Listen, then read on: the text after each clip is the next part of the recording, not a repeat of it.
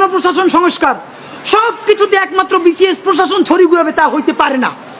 আপনি ক্ষমতার ডিসেন্ট্রালাইজেশন করেন, আপনি পুলিশকে একটু ভিন্ন করেন, আপনি অন্যান্য ক্যাডারগুলোকে আরেকটু এম্পাওয়ার করেন। এই যে জনপ্রশাসন সংস্কারের মধ্যে প্রশাসকরা নিজেদেরকে প্যারালাল রাষ্ট্র ভাবে, এইটি আপনি ন্যূনতম ভাঙিয়ে দিতে না পারলে আবারও তো সে আমলাতান্ত্রিক দেশ করবে। এবং আপনাকে সর্বশেষ আমরা বলতে চাই, আগামী 6 মাস আমরা আপনার কাছে অ্যাকশন দেখতে চাই। সেই অ্যাকশনটা হলো, এখন চলে আগস্ট মাস, আগস্টের মধ্যে আপনি ইন্টারিম ভেঙে দেওয়ার চূড়ান্ত রূপরেখা প্রণয়ন করেন। এতদিন বলছি আমরা বিচার সংস্কার, বিচারের কোন কোন রায়টা আসবে আপনি তা তো একটা বললেন না এই আপনার দীর্ঘ বক্তৃতার মধ্যে। কিন্তু আপনি ঠিকই নির্বাচনের সব কথা তো বললেন, থ্যাংক ইউ, আপনি এটা বলেছেন। তাহলে বিচার নিয়ে আপনি এরকম বলতেছেন না কেন? নাম্বার 2, এতদিন আমরা আগে বলেছি সংস্কার, তারপরে বলেছি মৌলিক সংস্কার, না এখন মৌলিক সংস্কারও বলি না, নির্দিষ্ট 5টা সংস্কারের কথা বলেছি।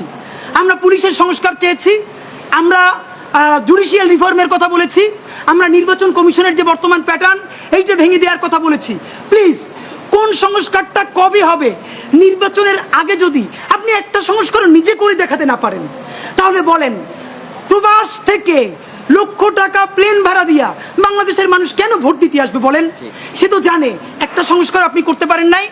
এই যে ভোট দিয়ে যাবে যারা ক্ষমতায় যাবে তারা ঠিকই আগর কাটামতে সব 91 যেরকম তারা চুক্তি ভঙ্গ করেছে, চুক্তি ভঙ্গ করে আবার ফ্যাসিবাদ কায়েম করবে।